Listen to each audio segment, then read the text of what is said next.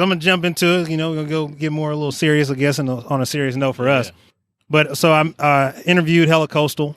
So that's Chaz and Mario. Shout out. And the reason why you and I actually hooked up is because after I was like, oh man, I know him. I saw him post a video from the Fresh Fest 2019. Yeah. He was like, it go crazy at Black Beer Fest. Yeah. And literally, lo and behold, like as he's scanning the place, right behind him is me in my Brocco's Modern Life T-shirt with my dreads just getting started. Yeah, just jumping around the Nuck If You Buck. Yep. And I'm like, oh snap, I got to talk to this man. Yep.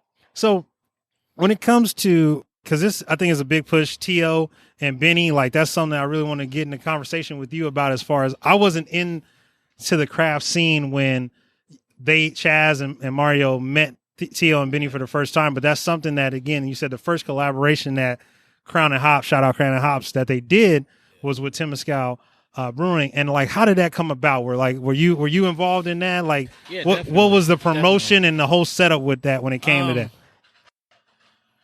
I don't want to speak for them. Got you. But I'll just tell you on my end how me and Tio met was a straight Wakanda moment. Okay. I think one of his kids goes to SF State. All right, that's what's up. Like visiting, I believe, if I'm not mistaken, he was visiting his kid, and he had just left Russian River. Okay. And I came in, and I was playing Mac Mall. You know what I'm saying? I'm probably the only brewery to play Mac Mall. Shout out to my big homie Mac Mall. That's family right there. And he came in, he's got like, wide open, holla at me. You know he's like, man, is that Mac Mall?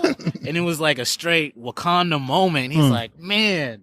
He's like, where you been all my life? You know what I mean? And that's how me and Tio met. We talked, and then I found out about his movement, what he was doing. We exchanged numbers, and we talked here and there for about a year and a half, 2 years, and the topic came about here at the brewery about diversity and whatnot. And me and Tio had been in private talking about doing something before I even brought it up. And he's like, we got to have a conversation, make sure that we do this right.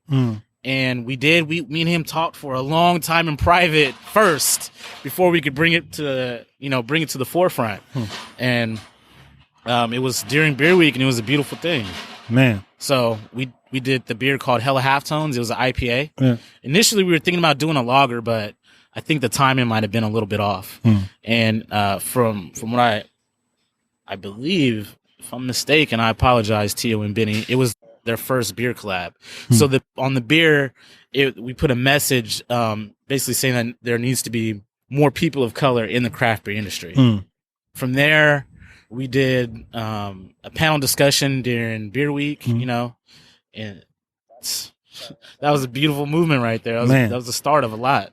Now, when it comes to diversity, inclusion, equity, equal, like, how do you take those type of conversations, especially being in a space where typically Black people, and I'm going to ask that question later, where you don't typically see them? Like, is that just wording, or is it actually action behind it? Because I hear a lot of it. I see T.O. and them jumping up on it, and their the new thing they got with the 100,000 that they got to help set up more Black breweries, which I got nothing but love for that, and I know they constantly pushing it, but I constantly hear inclusion, diversity, equity, and all that. But I was like, where is that really going in the last? I mean, you've been in it more than I have in the last couple of years. Yeah.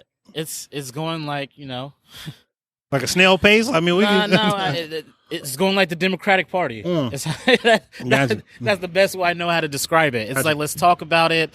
Let's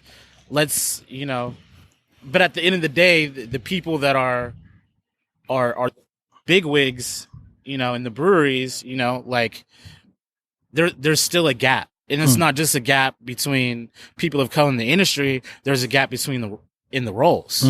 So I feel like things they're gonna take way longer until people get into those roles to really push things forward. Now, when you say roles, are you talking about people? I'm talking about marketing roles. Okay.